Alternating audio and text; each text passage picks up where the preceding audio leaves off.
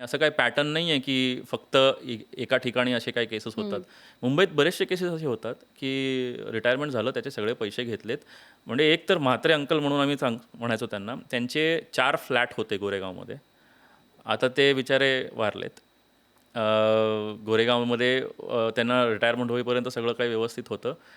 नवरा बायको दोघंच होते. मुलं वगैरे परदेशात वगैरे होती आणि परदेशात जाऊन मग ते कॉन्टॅक्टमध्ये होते फक्त. पण मग त्या स्त्रीने त्यांच्यावरती रिटायरमेंट झाल्यानंतर काय 64चा काहीतरी एज होता. त्यावेळेस त्यांना त्यांच्यावरती केस केला, की कौटुंबिक हिंसाचाराचा त्रास देतात हे ना ते ना. आणि त्या एकट्याच बाई त्या एवढ्या मोठ्या घरात कसं काय राहत होते त्यांनाच माहिती. पण ते पण त्यांना सहन नाही झालं, की ते त्याच घरात राहतात आणि शेवटी त्यांना वृद्धाश्रमात जाऊन राहायला लागलं. त्यांच्याकडे पैसे नव्हते. बापरे! कारण सगळं काही जसं मी सांगितलं त्यांचाच एक एक्झाम्पल होता त्या स्त्रीधनमध्ये कन्व्हर्ट झालेला आणि त्यांच्याकडे काहीच उरलेलं नव्हतं.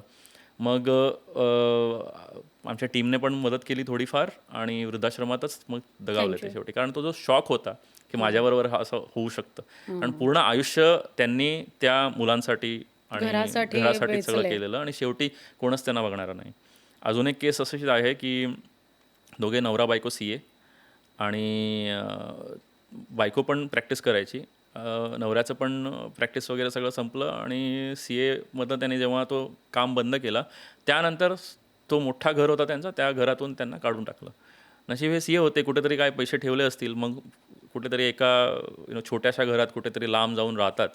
आत्तासुद्धा आमच्या मीटिंग्सला वगैरे येतात. पण त्यांची पण परिस्थिती खूप वाईटच आहे.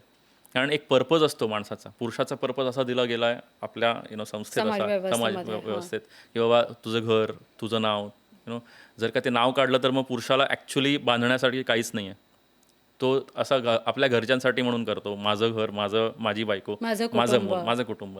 पण मग एवढं सगळं करून सुद्धा ते ॲट द एंड टुवर्ड्स जेव्हा त्यांना गरज असते, की बाबा त्यांना कोणतरी केअरटेकर पाहिजे, सोबत पाहिजे. सोबत पाहिजे असते त्यांना कंपॅनियनशिप, ते त्यांना त्याच वेळे हे होतं. मग ते खूप म्हणजे त्यांचं खच्चीकरण म्हणा, शॉक लागलेलं असतं त्यांना. मेंटली त्यांना इमोशनली बाहेर काढणं मुश्किल होऊन जातं.